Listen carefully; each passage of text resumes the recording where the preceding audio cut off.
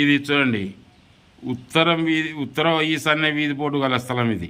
తూర్పు ఈశాన్య వీధి పోటు గల స్థలం ఇది. ఇది ఉత్తరం వీధిలో ఇక్కడ ఈశాన్యంలో ఉత్తర ఈశాన్యం వీధి పోటు ఇస్తుంది.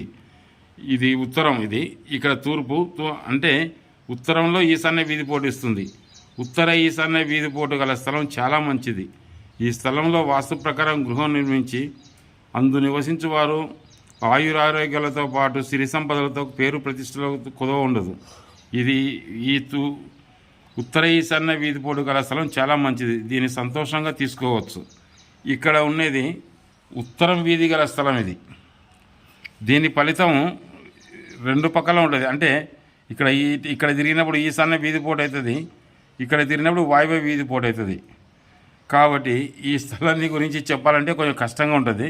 ఒకవేళ ఈ వీధి పోటు అనేది ఇట్లా పైకి జరిగిందనుకో మంచిదే. ఇదే వీధి పోటు ఇక్కడ ఎక్కువ ఉండి ఇక్కడ కొద్దిగా ఉంటే కూడా ఏం కాదు. ఇక్కడ జనసంచారం ఎక్కువ ఉండి పెద్ద రోడ్డు ఉందంటే ఇక్కడ చిన్న రోడ్డు ఉండి ఏం కాదు. ఈ స్థలం ఉత్తరం వీధి గల స్థలం. నిండా ఉత్తరం వీధి ఉంది. అయితే తూర్పుకు తిరిగినట్టు అయింది.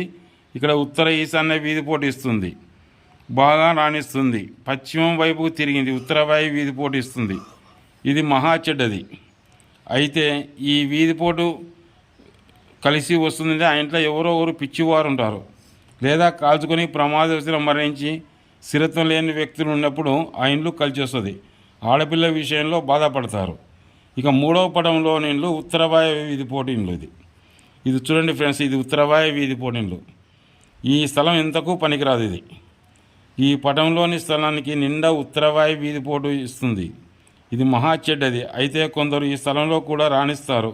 ఎలా అంటే ఇంటికి ఈశాన్యంలో దొడ్డి కానీ స్థలం కానీ ఉన్న ఎడల ఉత్తరవాయు వీధి పోటు స్థలం కలిసి వస్తుంది. లేదా పిచ్చివారు అమాయకులు కానీ ఉన్నా ఇది రాణిస్తుంది.